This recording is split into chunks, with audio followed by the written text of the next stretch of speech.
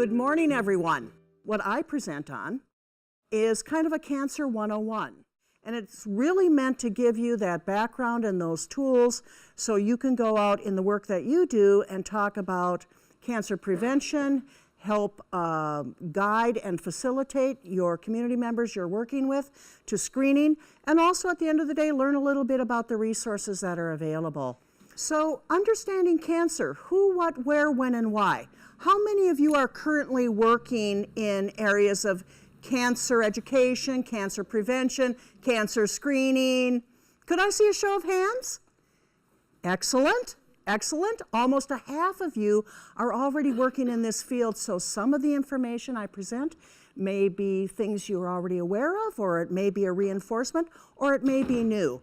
I will tell you, we are going to look at data, and I will take you through some of those data slides. I want you to have a good understanding of cancer in Minnesota.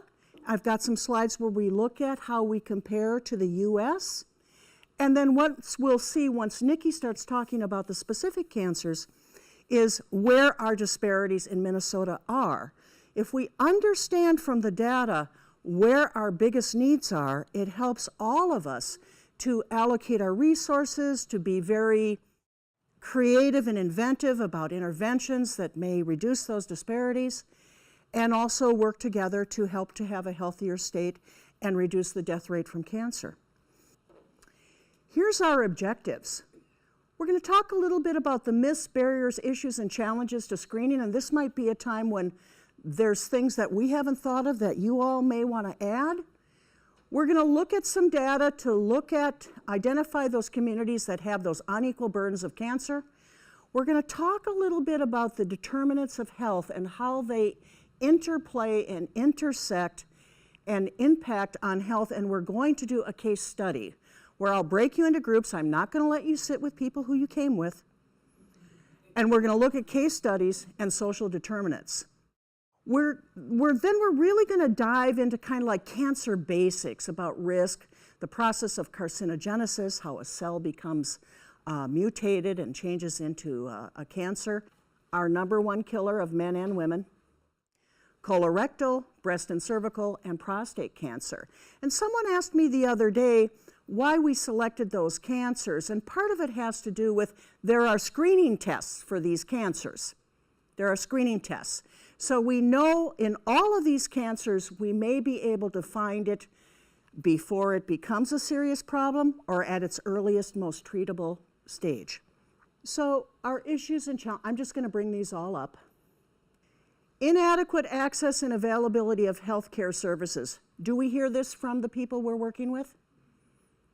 Any of you know where Browns Valley, Minnesota is? It's in that little sticky outy part that goes into South Dakota. So if there's 3 flakes of snow, which is coming, and your car doesn't work very well, and the mammogram bus only comes once a month to the clinic, how do you think that might impact on access? Think about folks here. Our newer residents to Minnesota don't just live here in the metro where there's bus service. They're moving out to the suburbs like many of us did way back in the 50s, where there isn't bus service. Many clinics still don't have Saturday or evening hours. All of those things impact on access. Competing survival priorities. You're going to buy food for your family, pay the heating bill. Maybe your kid needs a new coat. How does that compare against this notion about prevention office visits for health screening? So if you have competing survival priorities, you may really put health and health maintenance really to the side. Lack of knowledge and awareness of cancer prevention and screening recommendations. This is where I do a lot of my community work, bringing accurate and up-to-date and culturally structured information to communities that have unequal burdens of cancer. That is really something that I see all of you doing. We have to deliver the knowledge in a way that it can be received, and then help guide and facilitate men and women to cancer screening. Sometimes our Western approaches are simply culturally insensitive. Now, I lived for 25 years in the San Francisco area, and my cancer hospital, we did all kinds of things. We had all kinds of culturally designed interventions that clients could make use of in their cancer journey. When I moved back to Minnesota in 1996, people thought I was crazy. And they may still say that. But it's so good now that if someone wants an herbalist to come in to work with them, to reduce their side effects from radiation therapy, or to have a healer come in, or do a smudging ceremony, all of those things that we know contribute in a way that is better to support healing. Mistrust of the healthcare system. You know, if you've been disrespected, you're never going back. Am I right? You're never going back. Fear and fatalism. We have communities that believe that what comes to us as far as health and life is sort of preordained. And so we have to work hard at a way to talk about it in a respectful way and understand that also the skill and the knowledge of our doctors also are part of that whole mix.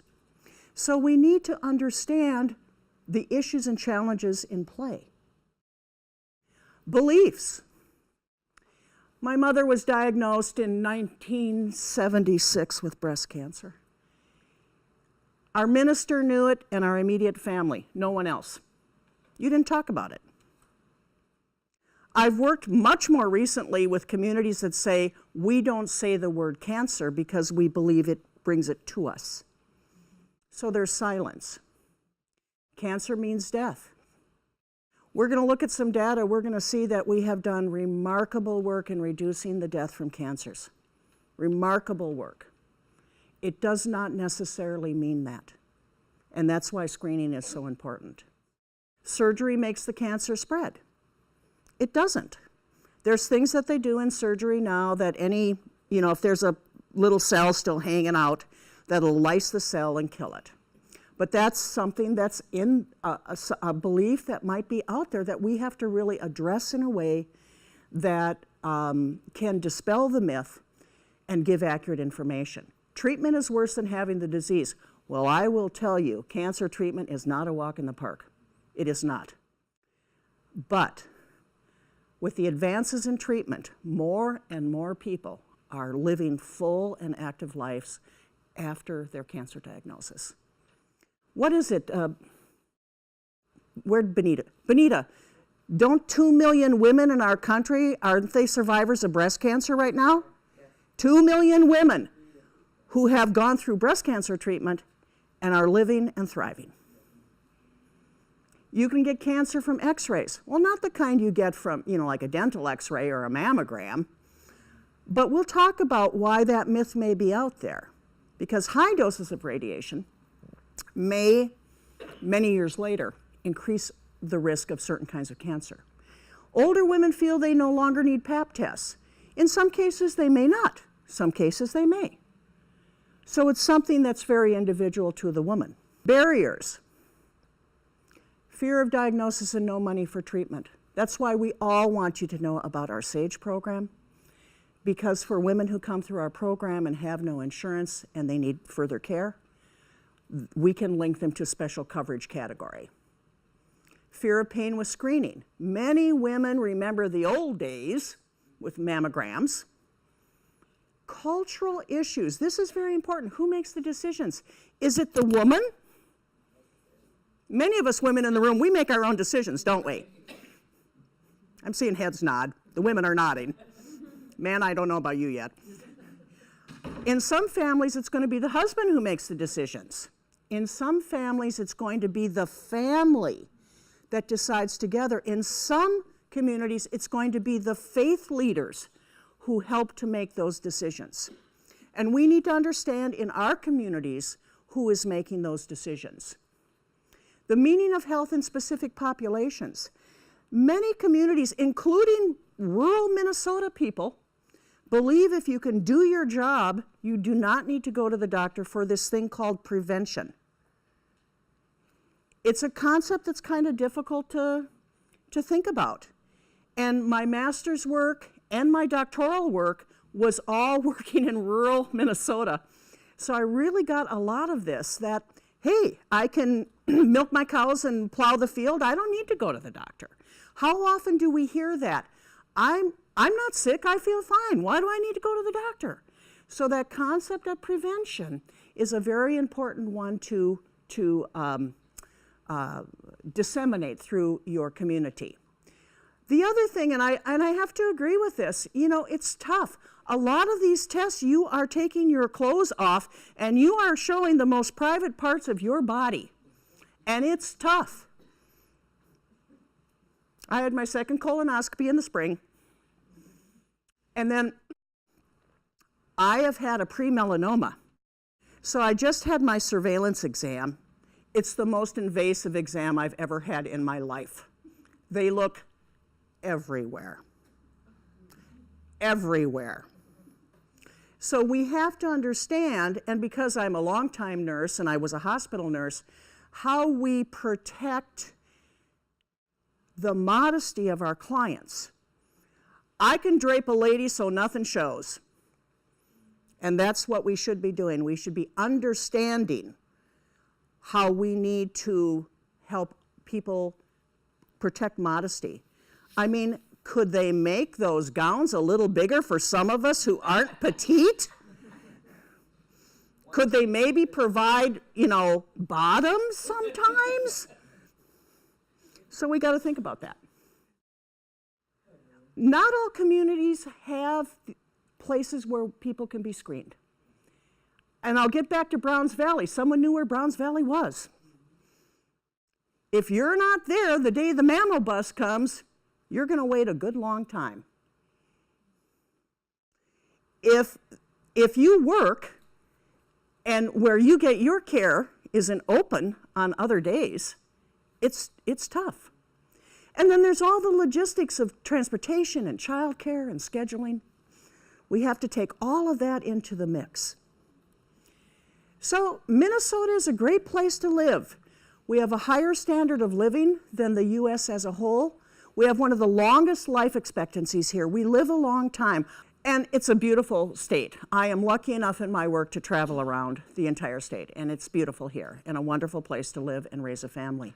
But what you may not know is that in Minnesota, more people die of cancer than of heart disease.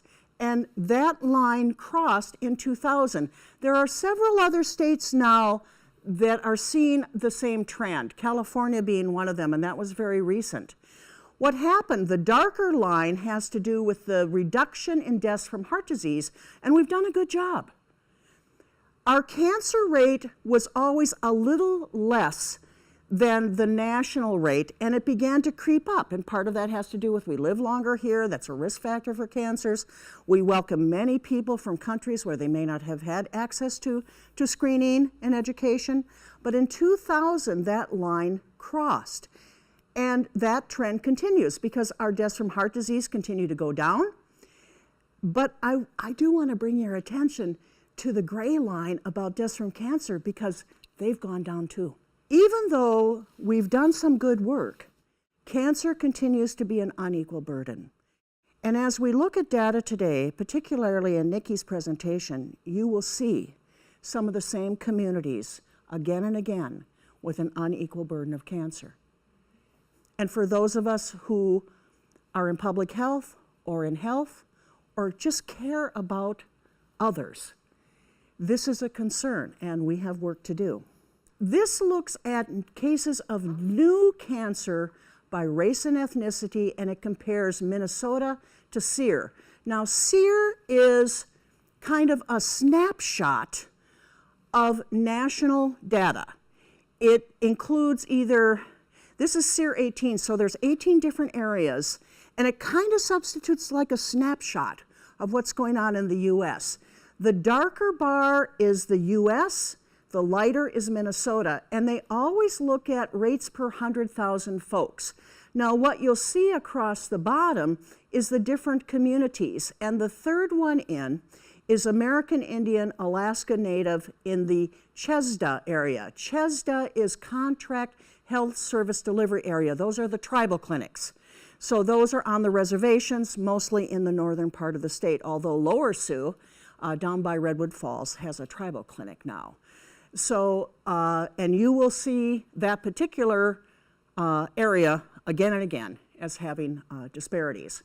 So you can see that how we compare with the US as a whole, for the most part, except for American Indian and Alaska Native, we, tend to be lower in most regard. Hispanics have Hispanic women tend to have a higher incidence of cervical cancer. And we would see that even here in Minnesota if we took out the data from the American Indian and Alaska Native. This is deaths by race and ethnicity, again comparing the US to Minnesota. And you can see that our death rates from cancer continue to be very high. African American, our American Indian, Alaska Native, and again, our next group would be non-Hispanic white. There is a lot of activity going on in the tribal areas around cancer.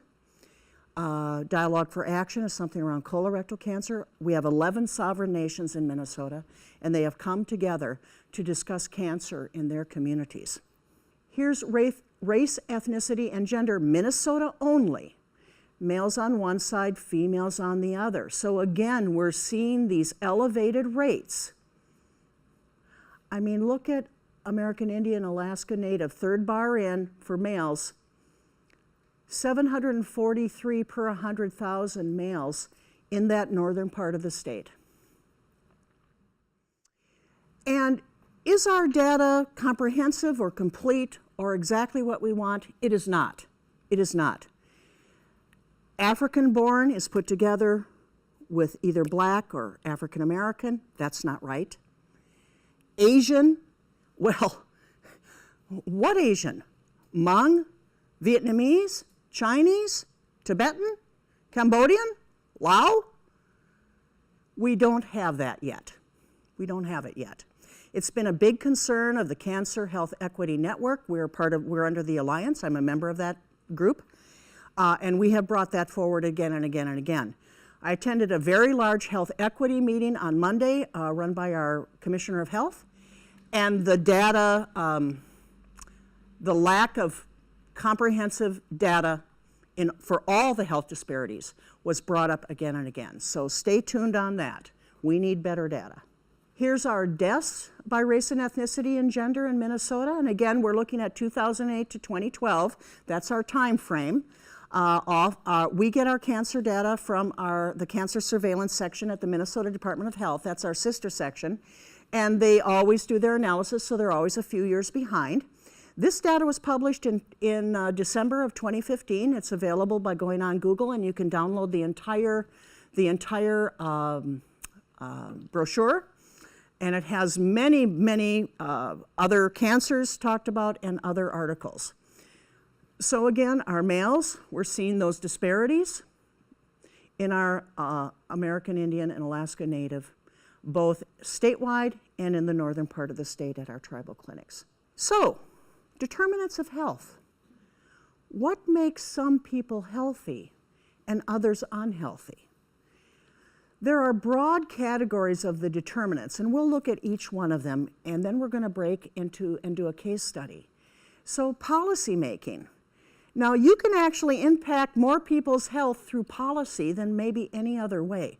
Social determinants of health, huge. Where you live, your education opportunity, your work opportunity, safety, exposure to violence, aging housing stock, that's a big one that we have to consider when we're working with our clients. Health services, that's availability, can you pay for it? Individual behavior, and biology and genetics, which we can't do very much about. So let's look at each one of those. What happens with the determinants, it's like a puzzle, kind of a mosaic. that comes together and how these factors impact and influence health and population health need to be considered. When you're designing your interventions to address health disparities in the communities you work with, think about the determinants of health and what is in play. Let's say I know a number of you are working probably on physical activity and healthy eating. So if you're working with a community where there are no stores that sell fresh fruits and vegetables, and there are communities like that right here in Minneapolis, or it's not safe to go to the parks at night to get exercise, or there's no sidewalks, or there's no streetlights. You have to think about that when you're thinking about how you can implement a program that you're designing to improve health. Think about beyond healthcare or going to the clinic. Think about what's going on more broadly. A few years ago, I was a reviewer for community research where the U of M partners with community researchers, and they present after a year. And one of the projects took place out in the Red River Valley. And they used a really interesting technique to display their outcomes. They did photo voice, which is photographs plus a narrative. They had a big photograph of little kids walking to school, and behind them was a cloud of fertilizer. So how do you think that impacts on health? So you got to think beyond just going to the clinic, getting the health care, what's going on in the environment, what's going on in housing and transportation, opportunity for education and work. All of that comes into play. Our determinants policymaking. If you want to reduce the number of kids who are smoking, you raise the tax on tobacco. There's a trickle down, so the price of cigarettes rises, less kids smoke. Affordable Care Act, however you feel about it politically, it was a first step to provide universal health care coverage for all. But understand, it was a first step to universal health care so everybody can have access to care. And I think that's a good thing. Our social determinants of health, this is huge. This is huge, where people live, where they work, their opportunity for education, wages, social norms, exposure to crime and violence, public safety. Do they live in older houses that might have a higher level of radon? And we'll talk about radon later. Poor employment opportunity, no place to buy fresh fruits and vegetables, or if they're there, they're very expensive. Maybe transportation is an issue. That bus doesn't run very often. No parks or street lighting or sidewalks, so people can't get out and get physical activity. Really have to think about this in the community that you work with. Health services, availability, high costs, no insurance, limited language access. If you go into a clinic and you don't see anybody that looks like you, and there appears to be no interpreters, how likely are you to go back?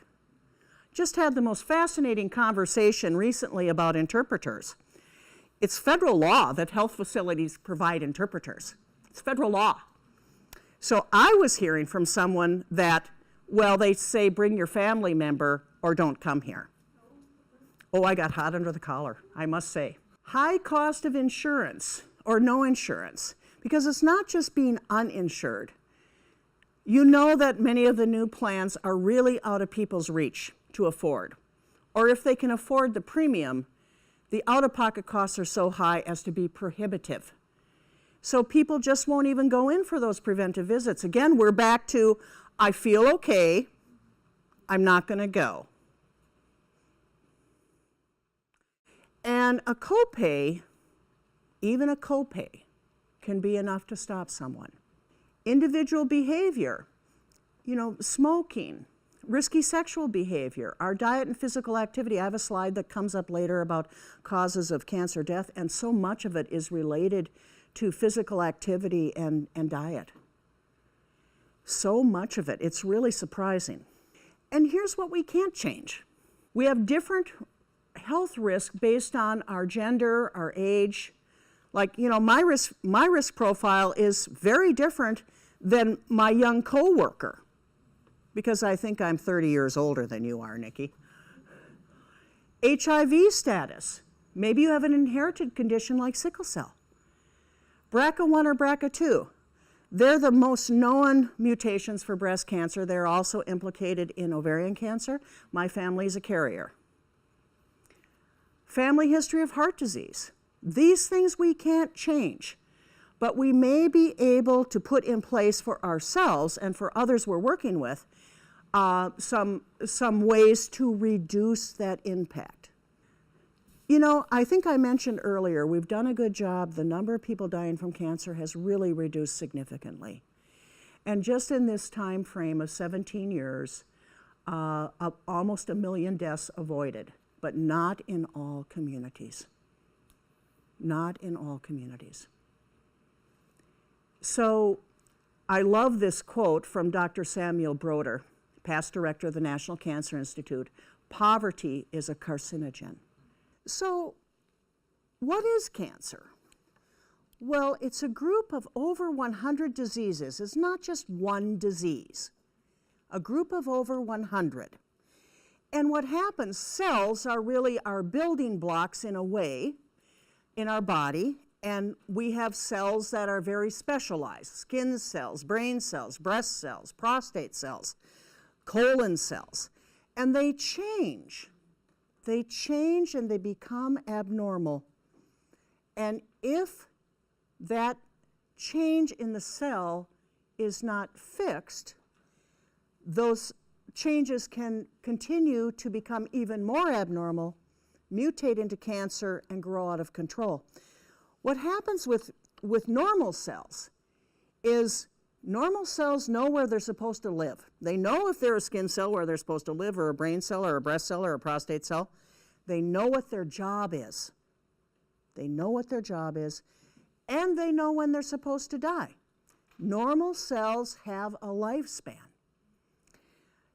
Cells that mutate into cancer, they don't know where they're supposed to live, they don't know what their job is, and they don't know that they are supposed to die. So they interfere with the normal functions of that organ or area in the body. They compete for nutrients and oxygen, and they don't die. A few years back, there was fascinating research about how we can work with cancer to tell it to die. Very fascinating research. There's so much going on in cancer research, and I'm an oncology nurse by background, so this has been my world for 44 years. And we are winning some battles with cancer, and others we still have work to do.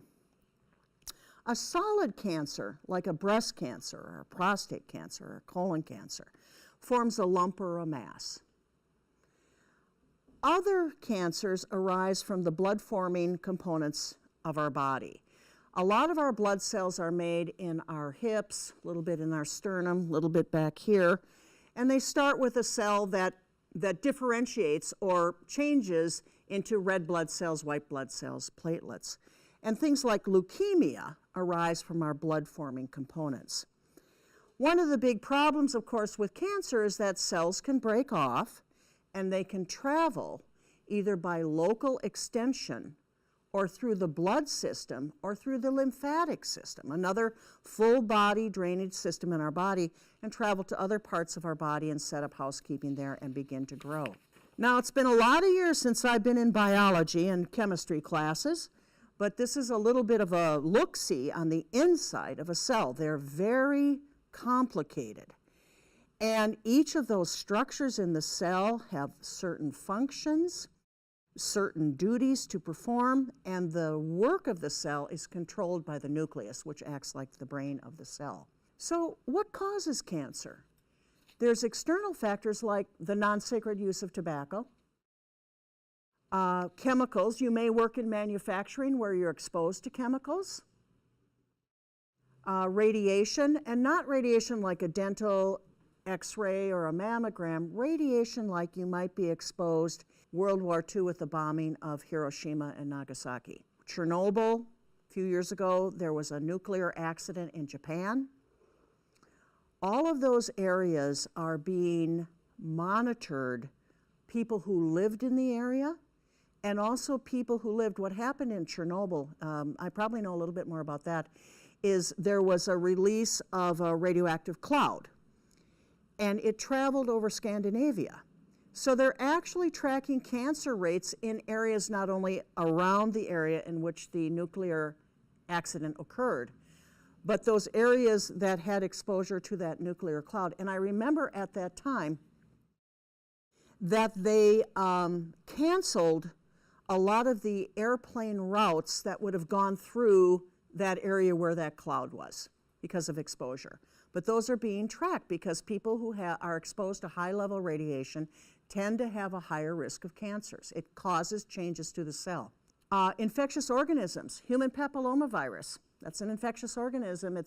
It causes almost 100% of the cervical cancers.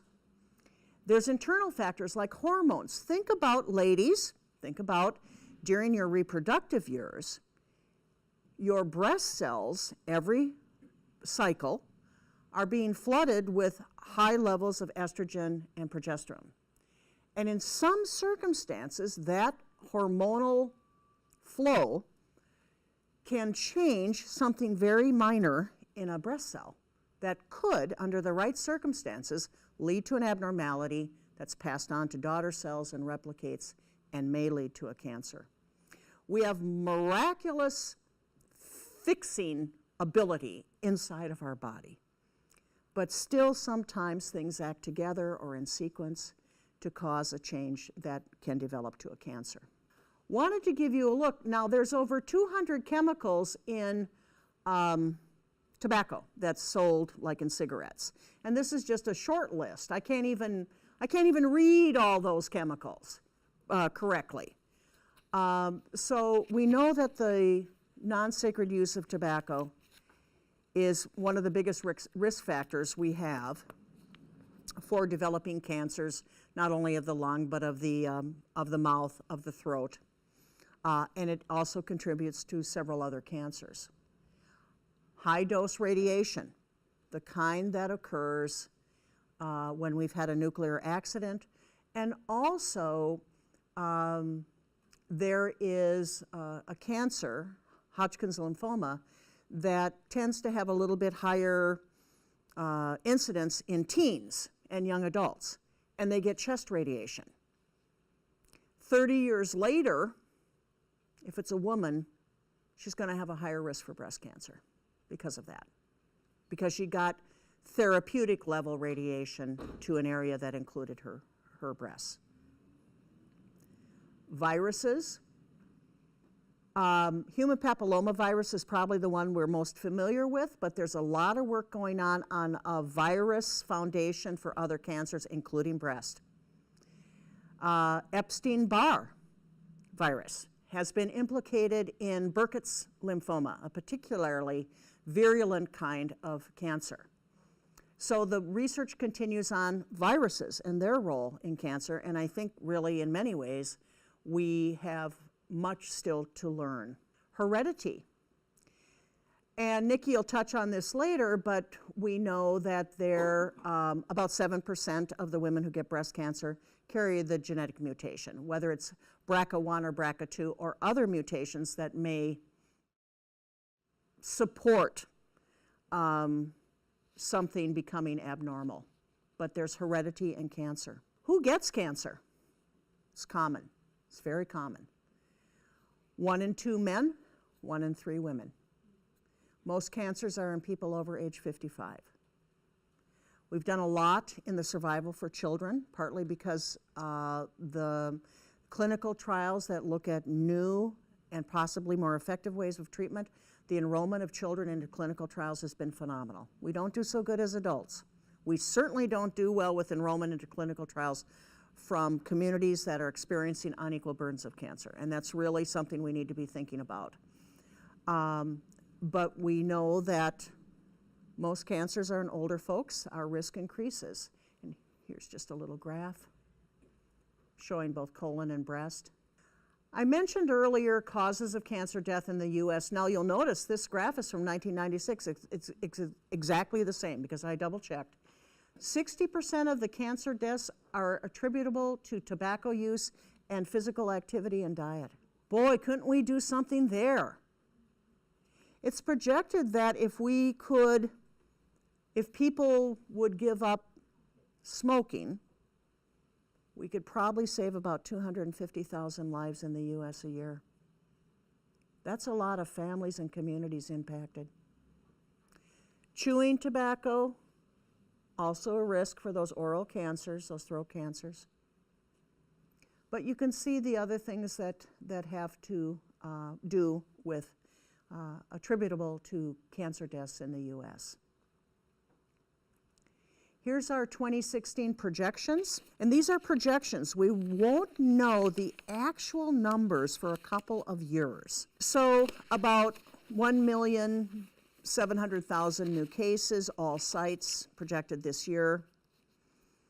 The second one, the number of deaths, and then the per day number of deaths. Again, a lot of individuals, a lot of families, a lot of communities. We're losing our community members to cancer. Lung cancer, that's the number of new cases projected this year, and compared to last year, it's actually a little higher. Colon, the number of new cases has gone down from last year. Even in Minnesota, we see that. Breast, the number of new cases has risen a little bit from 2015, but the number of deaths has come down. So I'm thinking that we're seeing a little bit higher new cases because more women are getting screened. And when you screen a population that hasn't had access to screening before, you're going to have a bump up in the number of cases. And then after a couple of years, as people engage in regular screening, it comes down. So don't think something crazy's going on. I think we're screening more women. Cervical is up a little bit, but not a lot. Prostate up a bit. And you think, what happened with prostate is the science is not as solid about the screening test that's available, and Nikki will talk about that. So what happened is less men got screened. So now what we're seeing is once again a rise. We'll see. We'll see what happens with this, if more men will choose to go back to screening for prostate. So what happens, I've kind of alluded to this, is, you have a cell, and about every 100 days it divides into two cells. So 1 becomes 2, 2 becomes 4, and so on. So these internal or external factors that can cause a change in the cell, it happens. A normal cell will go ahead and die. It's been changed. It knows that it should not live. But what happens sometimes is that change is there in that first mutation, and then another hit happens, another factor influencing it. And I was thinking about this, I went through this yesterday in my slides, like if someone smokes and someone drinks alcohol, they're not exactly doubling, but the risk of an oral cancer is elevated because alcohol is very, can act like a carcinogen on cells, and of course so can smoking.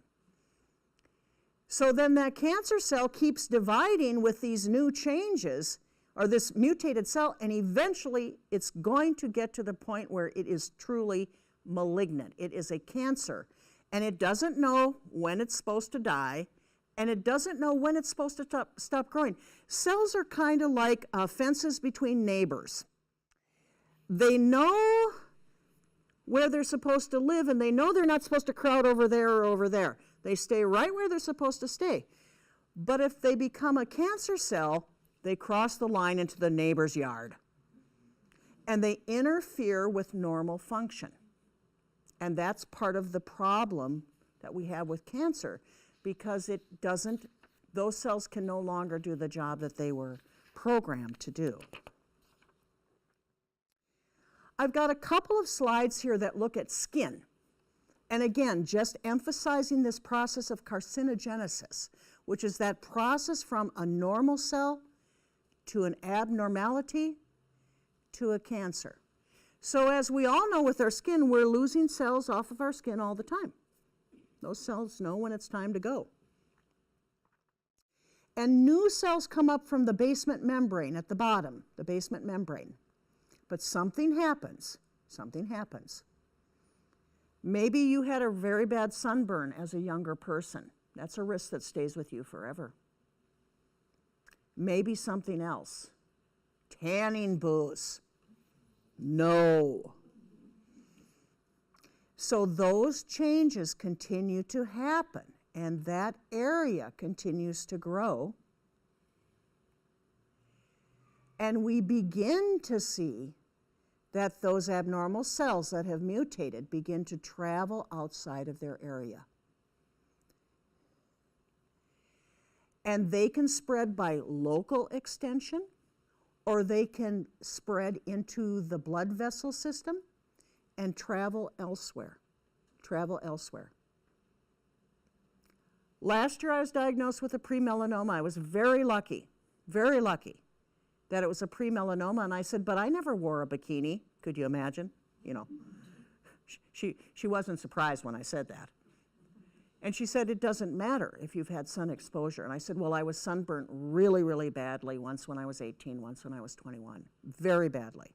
Should have been in the hospital the second time. And she said, that can be enough to cause that. But that's spread by local extension, or through the vessel system, or through the lymphatic system, which is another full body drainage system of lymph, and the lymphatic system purifies and cleanses impurities. What's our difference between malignant and benign? We throw these terms around, and I want to make sure everyone has that understanding. Benign, we can have tumors that grow, and they can cause problems, but if they're not cancer, they're benign.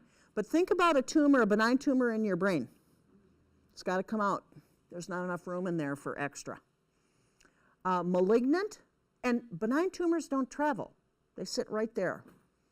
Malignant, again, can spread, can grow, can travel, can interfere, doesn't know its job, and doesn't know that it is supposed to die, have a lifespan. One way we look at cancer is how it grows, invades, and spreads. And some cancers have a little bit of a typical pattern where they will spread to. So when someone's diagnosed, there's staging that occurs, and I'll talk about staging in a minute.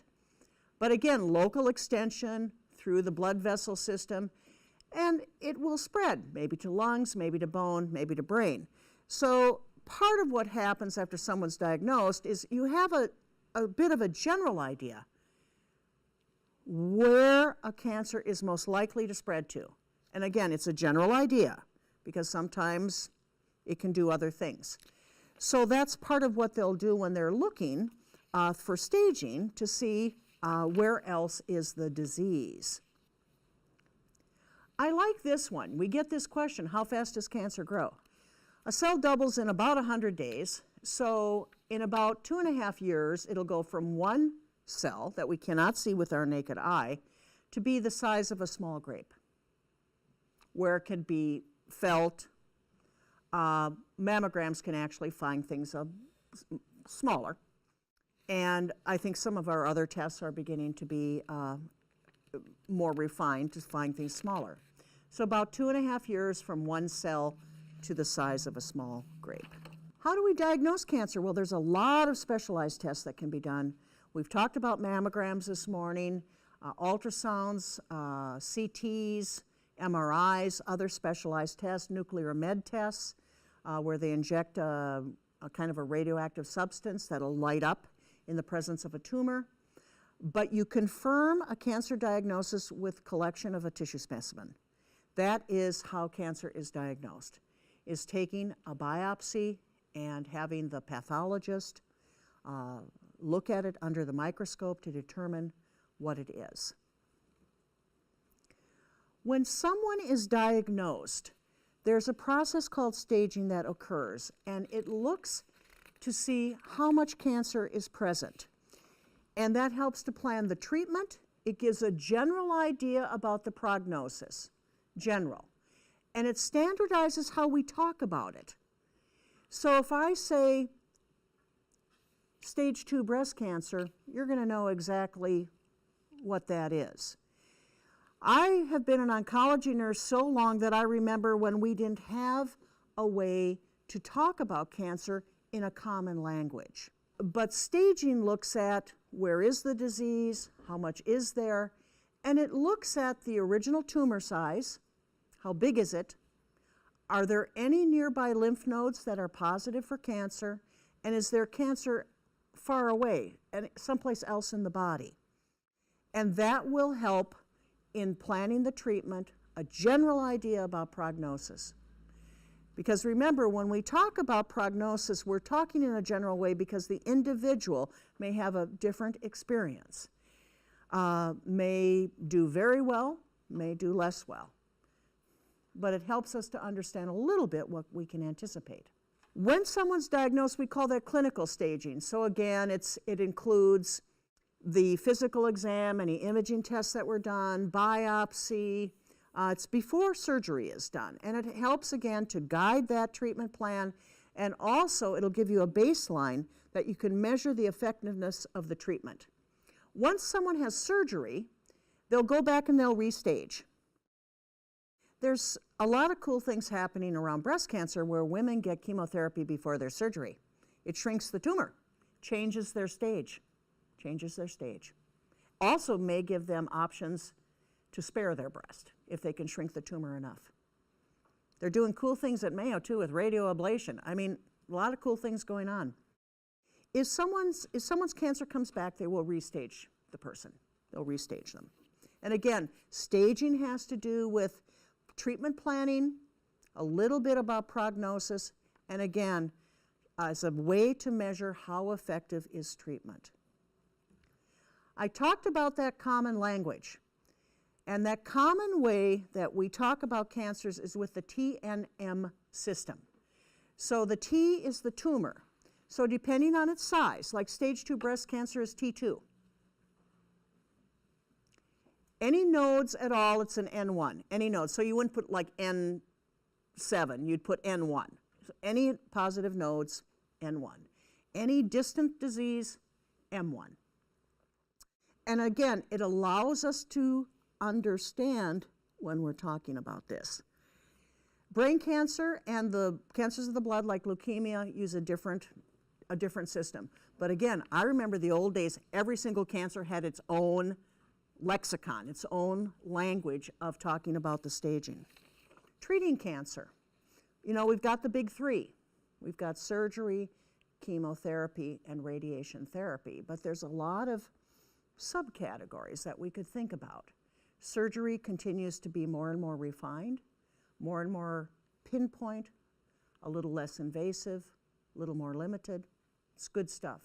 Radiation therapy, oh boy, there's a lot of stuff going on there. That is an old modality.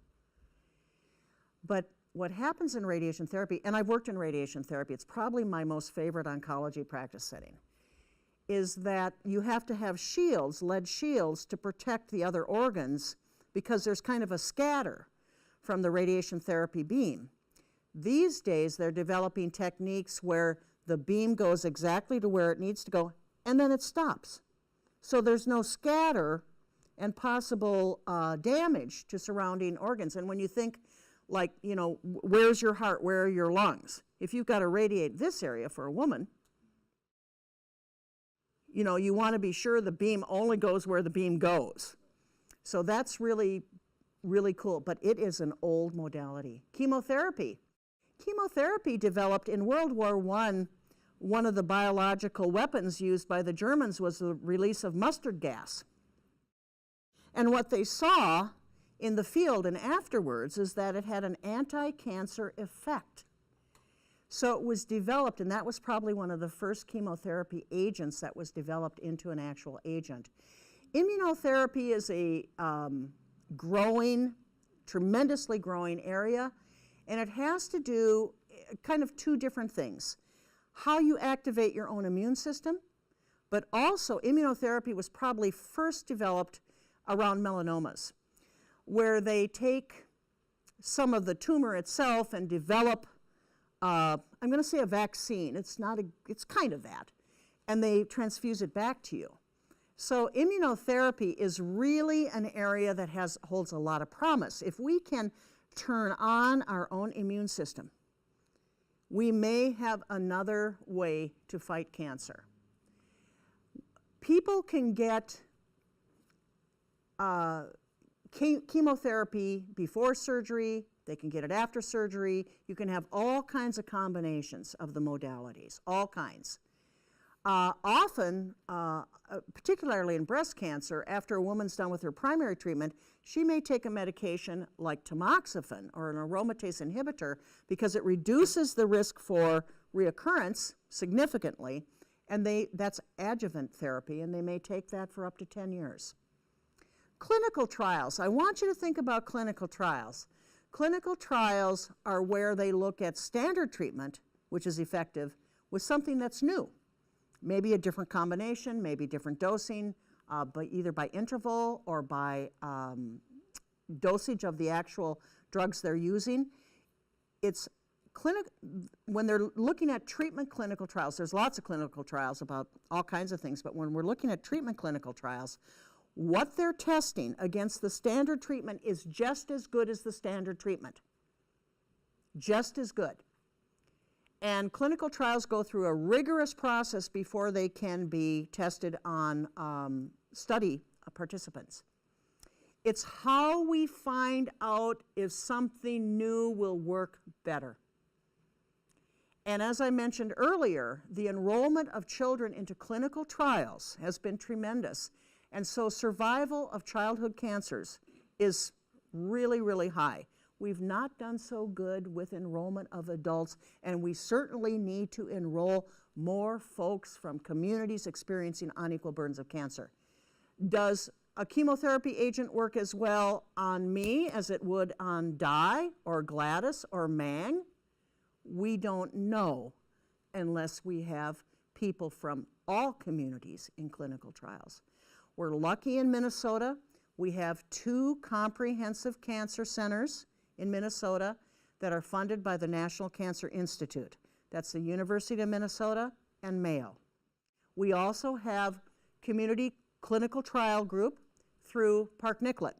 So there's very good access to clinical trials in Minnesota, and there's folks that can be called if someone's I mean, you can go online, but if you're like me and you like to talk to a person, there's folks that will take those calls and they will help to see if there may be a clinical trial that might be right for you.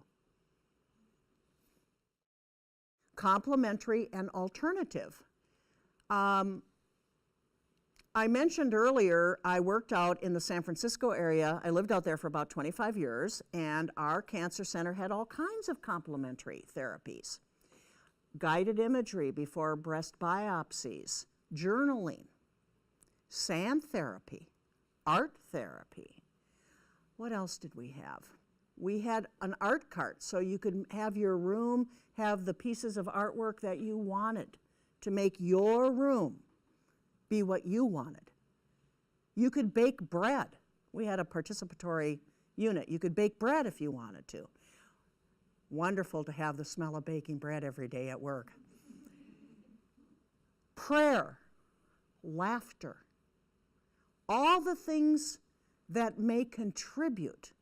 Good nutrition, good social network, they contribute to maybe getting through the treatment easier. Herbalist, maybe doing better than someone who doesn't have access.